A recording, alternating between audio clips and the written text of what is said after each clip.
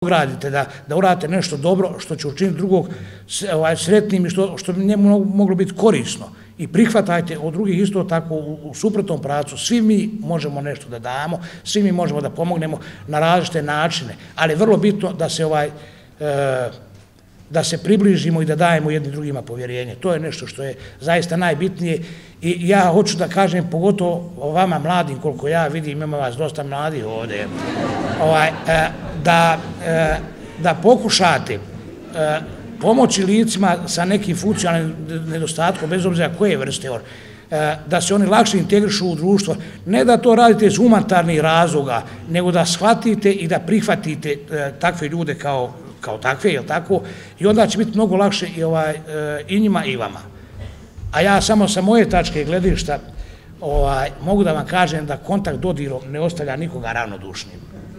Ja sam mislila, poslije mnogo iskustva i godina, kad budu ovakve prigode, da ide to lako i da ti je lako. Meni je danas teško. A u stvari mi je jako lako i lijepo, jer mi je duša puna. A zašto se kaže teško? Zato što neke stvari događaju u životu nam toliko dotaknu srce i dušu da odatle ne izlaze nikada. Ova će sigurno za mene to biti. Šta me motiviralo? Ja sam pisala dvije stvari ili dvije različite osobe. Ja sam pisala nešto o spiritualnoj inteligenciji, emotivnoj inteligenciji, jesmo li emotivno pismeni ili je psihologija se odmakla od svog bitka, od onoga kada je otišla od filozofije i metafizike, pa se pošla baviti samo empirizmom i samim tim ne onom što je suština, a to je nauka o duši. Može li biti psihologija, pitala sam se, ako se ona više ne bavi dušom, onda se ne bavi čovjekom. Čime se onda bavi? Svačim nečim, a ne suštinom. To me interesiralo. U tom smislu me jedan događaj posebno inspirirao, a to je u vrijeme Ramazana, u ljetnom kinu Kolobara, gdje me pozvao cijenjeni Hafiz, Bugari, i sama atmosfera gdje je kiša padala kao iz kabla, a gdje je u to doba posebne noći i tako dalje, postaje ostaloga poslije molitve je bilo toliko puno ljudi i toliko puno duše, toliko toga lijepoga da i dan danas osjećam na svojoj koži to što sam tu doživjela. Tada sam uistinu odlučila, o tome moram napisati mnogo više. A Vegbi je sve vrijeme provocirao, baš ovako kako je rekao. Šta on meni se radi da vi znate? Samo nisam ja osoba koja kuka, ja ovako trpim dobro. Znači ja sam zavoljela Vegbiju kao ličnost iz onog svega što je on mene poučavao, tim što je osoba rođena s funkcionalnim smetnjama. Shvatila sam da on kao slijep puno više vidi i može od mnogih koji vide.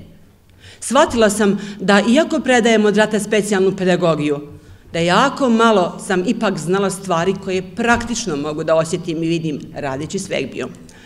Provocirao me stvarno da na razne načine iskušavao moje strpljenje, iskušavao moje granice, ali ja sam mu jako zahvalna za sve što sam učinila da ovo djelo na kraju dobije svoje konac djelo krasi i da smo zato skupa svi ovdje.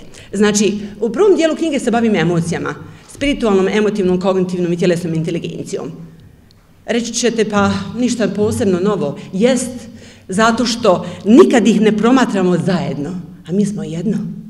U drugom dijelu govorimo o stresu, ali ne samo negativnom, jer to je već potrošena tema, nego o pozitivnom stresu. I koje sve terapeutske metode postoje da se prevladava. Govorim i o informacionoj medicini. Kako je ona danas napredovala i koliko ona može pomoći u prevenciji stresa i u kurativnom dijelu. Onoga što tako malo znamo, a treba da znamo. Zašto? Pa ko će se baviti našim tijelom i dušom ako mi prije svega to ne činimo? U trećem dijelu knjige govorimo o Rosen metodi. Šta je to terapija dodirom? I četvrti, za mene, najteži dio koji je 100 puta ispravljan su studije slučajeva. Tu su ljudi koji su svjedočili kako je terapija djelovala na njih. Jer su se, kao što ste vidjeli već puno puta ovdje, vrtile slike, mi emocije sakrijemo u svome tijelu. Poput ladica malih, sakrijemo, ali one su tu. Zato se kaže, samo srce ne laže, ono nikad ne laže. I kada otvorimo malo te fioke, onda možemo da pogledamo sebe iznutra. U svemu tome mogu da budu zablokirane pozitivne više ili negativne emocije. Onda ja počinjem da operiram sa egom, objašnjavam šta nam ta ego radi, zbog čega mi u stvari postajemo njegov sluge, a ne da on nama služi. I u tom svemu pokušavam da dođem do jedne istine i puta života, kako kvalitetnije živjeti, kako živjeti sa više osjećaja prema sebi, ne gubiti sebe sa više duše. Pa se kaže, ono malo duše ja sam našla pišući ovu knjigu.